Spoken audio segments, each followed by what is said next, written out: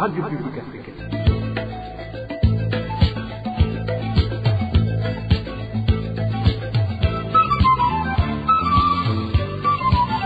Radio Publique Africaine.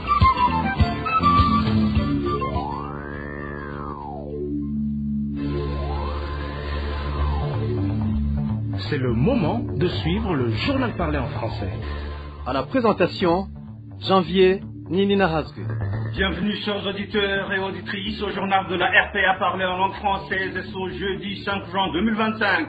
Une journée de la tenue des élections communales et législatives au Burundi et notre édition sera spécialement consacrée au déroulement du scrutin. On parlera notamment des irrégularités qui ont émaillé les dites élections dans les 4 coins du pays et le constat des politiques qui ont participé dans cette compétition, mais aussi la réaction des politiques en exil. Dans quelques instants, le développement du sujet au jour.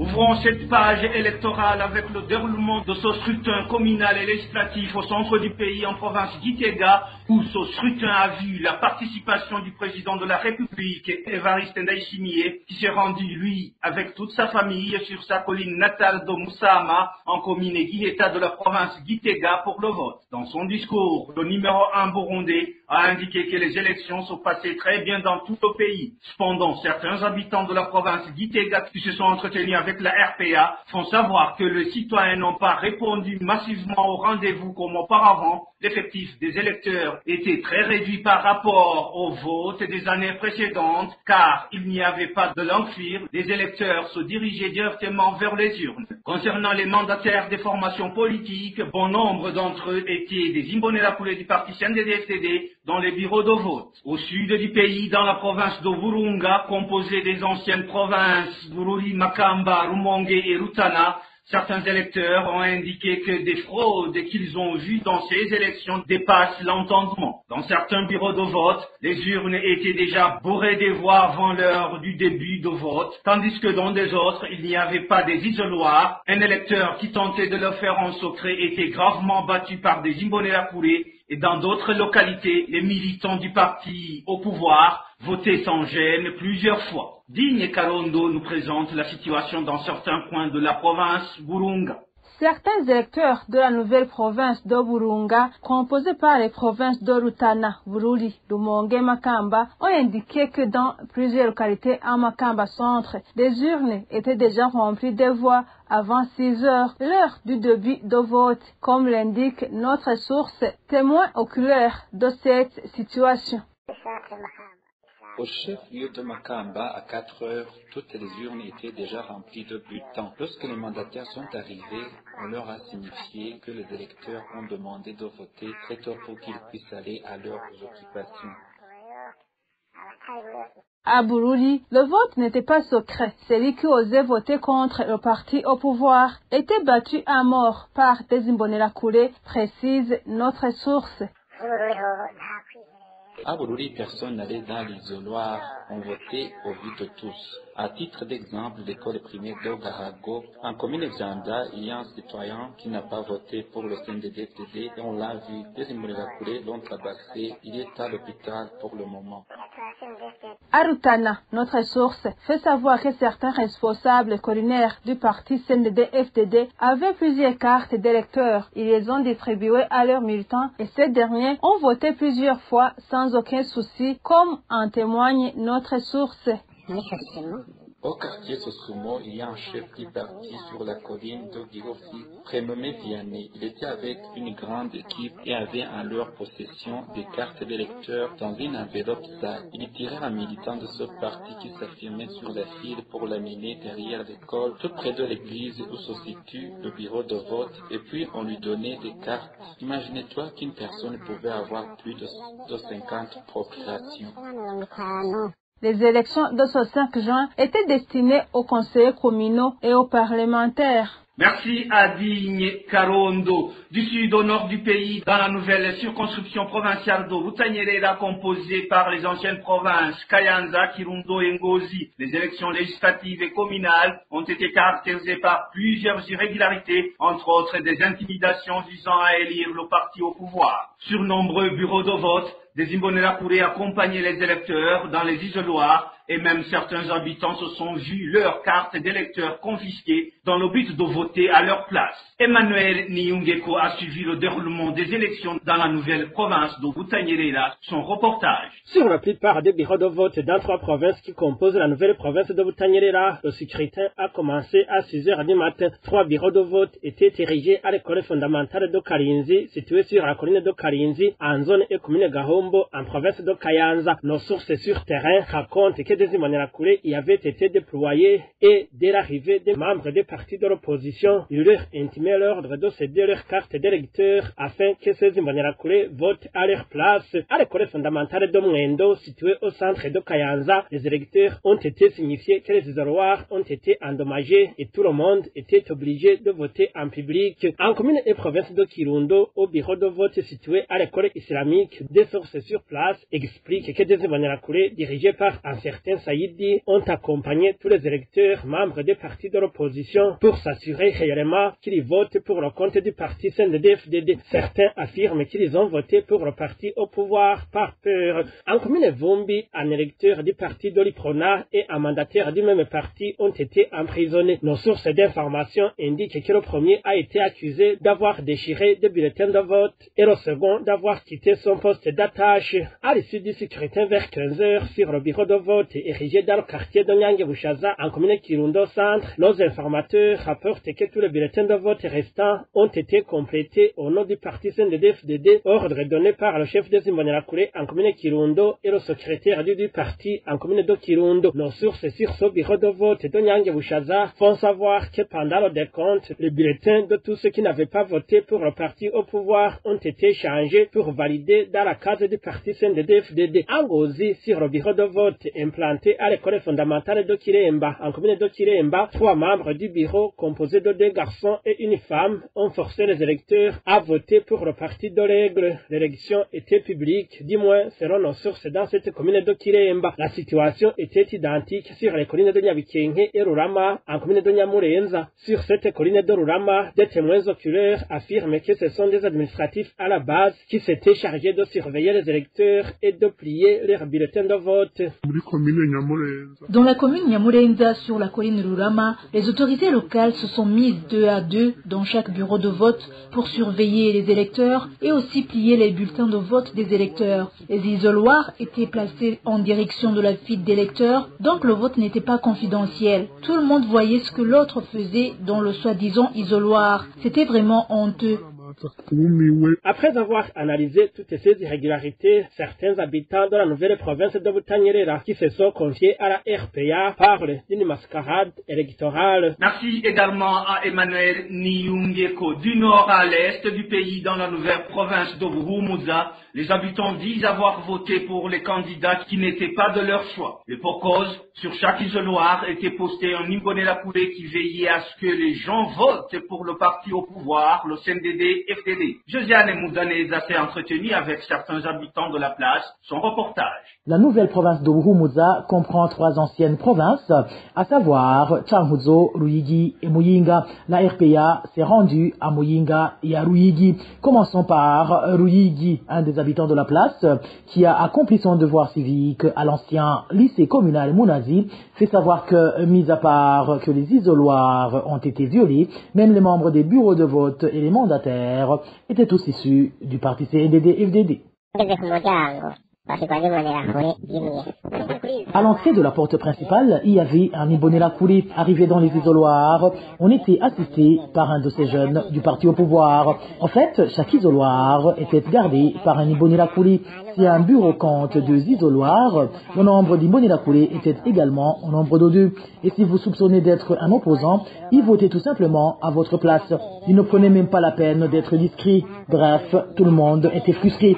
De plus, les membres des bureaux de vote, tout comme les mandataires, étaient tous issus du parti CNDD-FDD.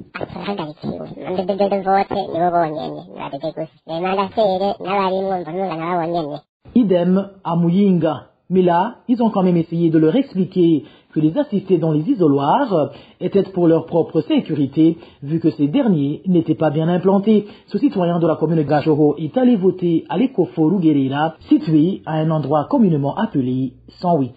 Un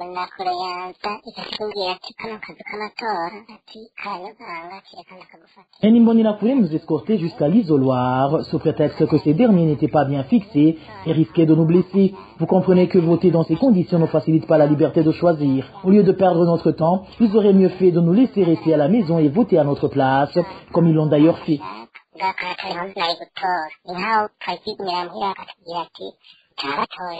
Ceux à qui on n'a pas intimé l'ordre de voter pour le CNDD-FDD l'ont fait pour sauver leur vie, vu qu'ils étaient en présence des jeunes Imbonerakure de ce parti.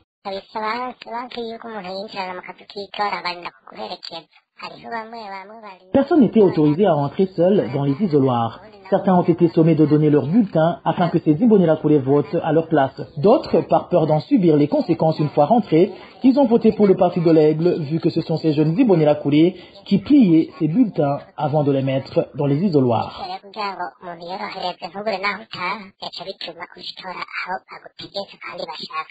Merci à Josiane Mouzanez. De l'Est à l'Ouest, la surveillance de chaque électeur dans les isoloirs et l'exigence d'exhiber qui l'on va voter constitue tout ce qui a caractérisé les élections dans la nouvelle province de Bujumbura, constituée par les provinces Bubanza, Cibitoke, Bujumbura Mairie et Bujumbura Rural. Dans différents endroits où la RPA a pu s'entretenir avec la population, c'était des grognes presque comme quoi cette fois-ci, il s'agissait d'une fraude bien planifiée. N'est-ce pas David Claude Mbananaï? Parmi les grandes irrégularités qui ont marqué les élections législatives du 5 juin 2025 dans la nouvelle province de Bujumbura, on note la supériorité numérique des membres du parti au pouvoir, le CNDD-FDD, dans la surveillance des élections dans différentes localités. Cela s'est manifesté par un surrectif d'Imbonerakure observé au bureau de vote. En commune Lugombo dans la province de Cibitoke, ces Imbonerakure ne se contentaient pas de suivre les électeurs dans les isoloirs, ils les obligeaient également à voter pour le CNDD-FDD. Ce qui se passe dans les bureaux de vote est profondément honteux et révoltant. Depuis la création du monde, ou du moins depuis l'existence du Burundi, je n'avais jamais été témoin de telles pratiques. Il s'agit d'élections où l'on ne permet même pas aux électeurs de se rendre dans l'isoloir. On les oblige à voter sur place, à la même table où les bulletins leur sont remis, sous prétexte qu'aller dans l'isoloir risquerait de compromettre le processus. Ce sont des élections marquées par la peur et l'intimidation, où l'on contraint les citoyens à voter contre leur gré. C'est profondément triste. Personne ne peut exprimer librement son choix selon sa conscience. La situation était presque la même dans les zones Manda, Muzinda et autres, toutes situées dans la province Bubanza. La population indique qu'une fois dans leur isoloir, elle y trouvait des Imbonerakure qui avaient déjà voté à leur place, et ces jeunes du parti au pouvoir exigeaient que l'électeur signe un vote qu'il n'a pas fait. Ceux qui résistaient à ces ordres étaient forcés de se soumettre.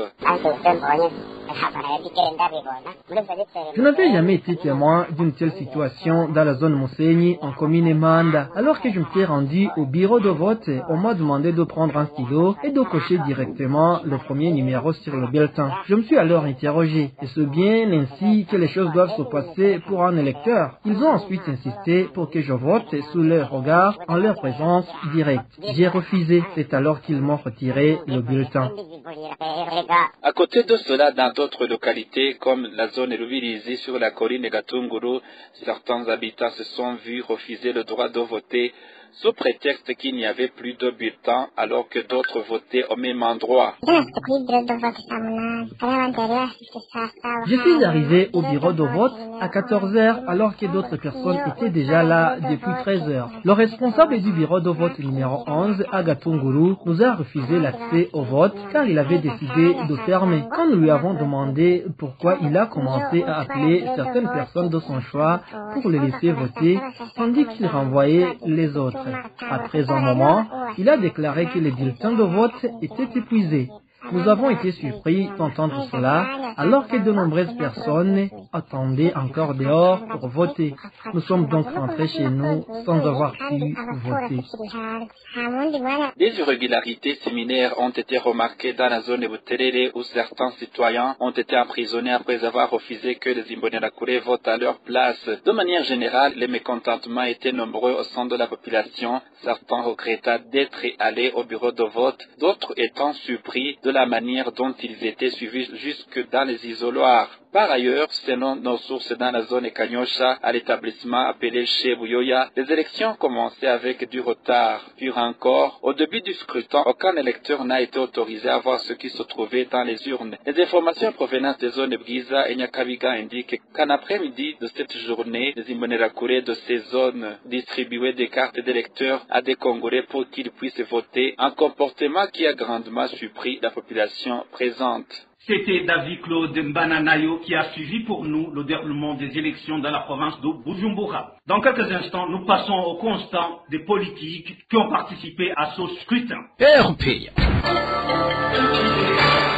Francis Rohero, un des candidats aux élections des députés, affirme avoir eu des informations que plusieurs Burundais se sont vus interdire le droit de vote à leur convenance. Sur base des données recueillies dans différents coins du pays, le président du parti Fraternité des Patriotes, Ineza, estime que ce qui s'est passé avait été planifié. Suivez Francis Rohero.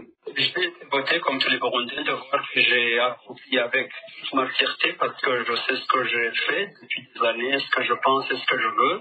Mais par contre, je déplore d'une certaine manière que j'ai entendu les messages que j'ai reçus dans certains endroits de ce pays. Il y a des gens qui ont eu des difficultés à remplir ce devoir. Des Burundais comme nous, indépendamment de leur parti politique, qui ont été empêchés d'accomplir ce devoir dans leur isoloir de façon simple. Comme j'ai vu beaucoup de présidents de partis politiques qui se sont exprimés là-dessus, d'une certaine manière, les cas qui étaient similaires dans différentes provinces, je me dis que ce n'est pas un fait de hasard, à mon entendement. Si je regarde ce que les gens ont rapporté ici et là, dans des endroits très loin les uns des autres, c'est comme si c'est des cas qui seraient véridiques. Je ne crois pas à un hasard qui ferait que des gens à Muyinga, des gens à Ngozi ou à Makamba ou à Rutana agissent de la même manière et que ce soit des faits amusants. Peu importe tout ce qui s'est passé comme vie ou autre, nous sommes convaincus que si les montants se sont élevés, si les montants face les difficultés économiques, financières, tout ce qu'on connaît, nous sommes rassurés qu'ils vont sortir quelque chose. Et ce quelque chose aujourd'hui, c'est l'espoir, c'est un nouvel espoir, c'est du pays.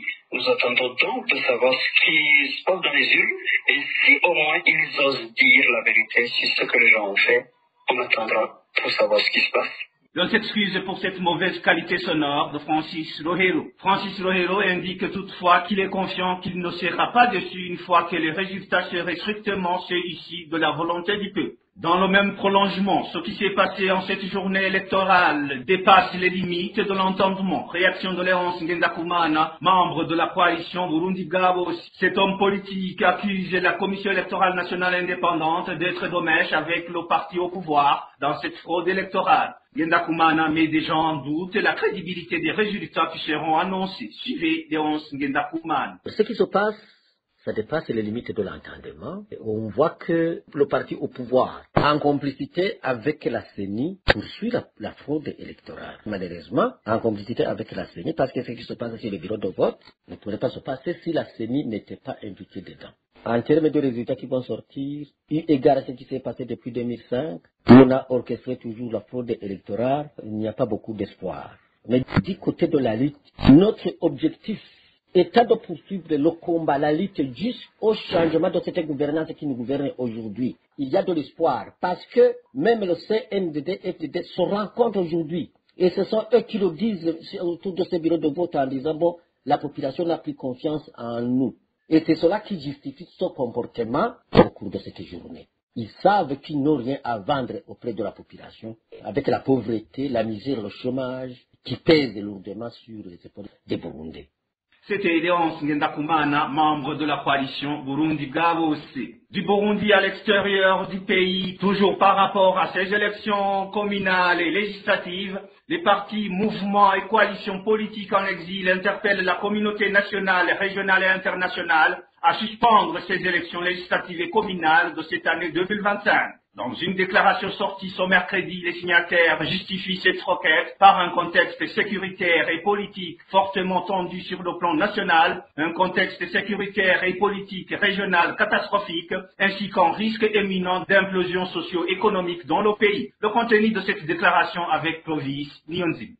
Dans cette déclaration sur les élections de l'état de droit au Burundi, les partis, mouvements et coalitions politiques en exil, à savoir la CEFOR Arusha, Senared Giriteka, l'OMAP Burundi et la CRN Ingeriarugamba, recommandent à la communauté nationale, régionale et internationale de suspendre immédiatement les élections législatives et communale de 2025. Il plaide ainsi pour l'appui de l'Union européenne, l'Union africaine et autres organisations régionales. Les acteurs politiques burundais puissent définir ensemble les modalités de réhabilitation de l'accord d'Arusha et de relance du processus démocratique et de développement avant d'envisager de nouvelles élections. Autre requête, la mise en valeur des conclusions juridiques de la Cour de la communauté est-africaine du 25 novembre 2021. Des conclusions qui stipulent que la décision de la Cour constitutionnelle qui a validé la décision du fait président Nkurunziza de briguer le troisième mandat en avril 2015 violait non seulement l'accord d'Arusha qui en était issu, mais également le traité qui fonde la communauté des pays de l'Afrique de l'Est. Ici, les signataires de la déclaration expliquent que les raisons militant en faveur du report de ces élections sont notamment un contexte sécuritaire et politique fortement tendu sur le plan national, avec des exécutions extrajudiciaires, des enlèvements de citoyens, un terrorisme d'État extrême au sein de la population, ainsi que la poursuite de vagues d'exilés, forcés de population. Un contexte sécuritaire et politique régional catastrophique, marqué par l'engagement du président du Burundi dans une guerre insensée en République démocratique du Congo et des déclarations intempestives de guerre contre le Rwanda. Enfin, un contexte économique caractérisé par une extrême gravité où le pays tout entier est en risque d'implosion socio-économique suite à une pauvreté extrême, aux pénuries des denrées de première nécessité comme le carburant, les médicaments, le sucre, l'eau et l'électricité, le manque de devises et la monnaie locale qui se déprécie chaque jour, ainsi qu'une corruption devenue endémique. Merci à Clovis Nyonzima. Et passons à la diplomatie pour clore cette édition.